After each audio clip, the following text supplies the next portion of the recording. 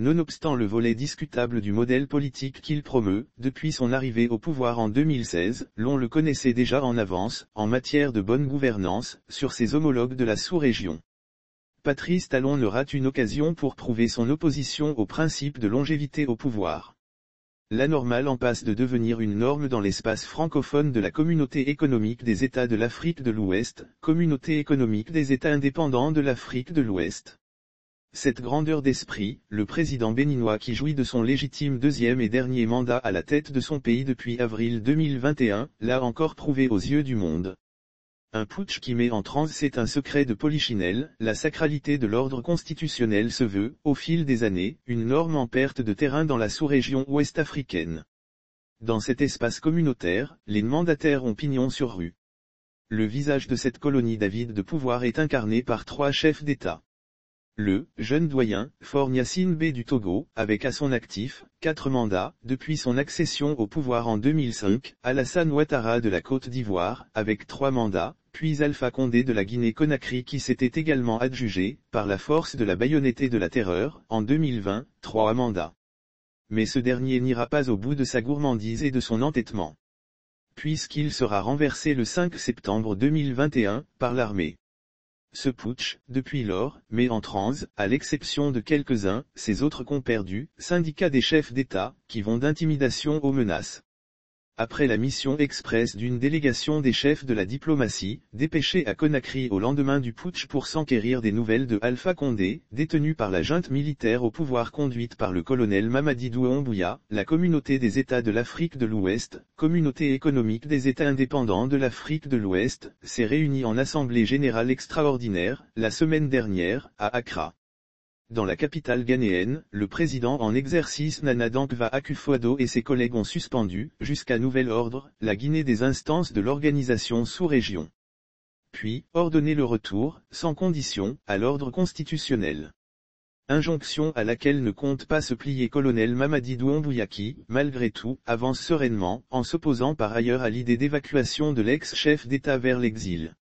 Le CNRD et son président, le colonel Mamadi Doumbouya tiennent à rassurer l'opinion nationale et internationale que l'ancien président de la République, le prof Alpha Condé était et demeurera en Guinée. Nous ne céderons à aucune pression. Il bénéficiera d'un traitement humain, digne de son rang, dans son pays, a déclaré, il y a quelques jours devant la presse, le lieutenant-colonel, Aminata Diallo, l'un des porte-paroles du Comité national de rassemblement et du développement, CNRD. À Accra, outre les sanctions, les chefs d'État ont planché sur la cause des velléités répétitives de rupture des ordres conditionnels dans la sous-région. Un diagnostic fait en vase clos, mais le président Talon, fidèle à sa particularité, s'est encore démarqué du lot par sa leçon de gouvernance administrée à ses homologues. Restitution des travaux d'Accra. En effet, de retour au pays, la délégation béninoise a procédé à la restitution des travaux du sommet d'Accra. Travaux portant sur la Guinée et le Mali au cours desquels, le Bénin a proposé, contre la rupture des ordres constitutionnels dans la sous-région, la révision du pacte additionnel de la Communauté économique des États indépendants de l'Afrique de l'Ouest sur la démocratie. Face aux médias, le vendredi 17 septembre dernier, le ministre béninois des Affaires étrangères et de la coopération, Aurélien Ajbenonci a indiqué qu'au cours du sommet, le Bénin a souhaité que le pacte additionnel de la Communauté économique des États indépendants de l'Afrique de l'Ouest sur la démocratie et de la bonne gouvernance soit revu. Il s'agit, précise le chef de la diplomatie béninoise, de la prise de mesures claires en amont comme en aval pour prévenir les situations qui conduisent aux coups d'État et aussi pour empêcher que ces coups d'État aient lieu dans l'espace Communauté économique des États indépendants de l'Afrique de l'Ouest. Ces mesures, énumère M. Ajbenonci, portent notamment sur des questions de gouvernance interne car il est important de s'interroger raisonnablement sur les causes qui conduisent aujourd'hui à la rupture de l'ordre constitutionnel dans certains pays de la sous-région. La leçon de Talon au club du doyen fort par cette approche béninoise, Patrice Talon a vraisemblablement administré à ses homologues, la morale selon laquelle, un régime qui se veut démocratique doit se sentir constamment redevable au peuple qui l'a élu. Si tant qu'il est vraiment porté au pouvoir au travers du suffrage universel.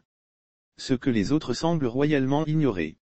En effet, contrairement à la démarche béninoise, c'est tout le contraire observé chez les autres chefs d'État dont le doyen Faure Gnassingbé qui, même plusieurs jours après les travaux, sont restés muets, tels une carpe. Fruit du mépris envers les peuples qui ont le droit d'être informés de ce que font les dirigeants en leur nom. surtout si on prétend faire de la communauté économique des États indépendants de l'Afrique de l'Ouest, une communauté économique des États indépendants de l'Afrique de l'Ouest des peuples.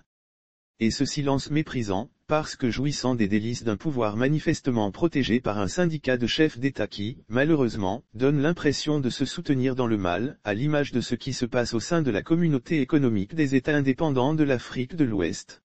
C'est dire, une fois encore, au travers de ces approches bien pensées, que Patrice Talon, malgré les insuffisances qu'on pourrait bien lui reprocher, semble bien aujourd'hui l'un des chefs d'État audacieux qui ne ménage aucun effort pour faire la différence dans la sous-région. Une méthode anticipative qui révèle à l'opinion nationale béninoise et internationale ce qu'aurait proposé le Bénin, dans son approche diagnostique, pour guérir le mal qui ronge l'Afrique de l'Ouest.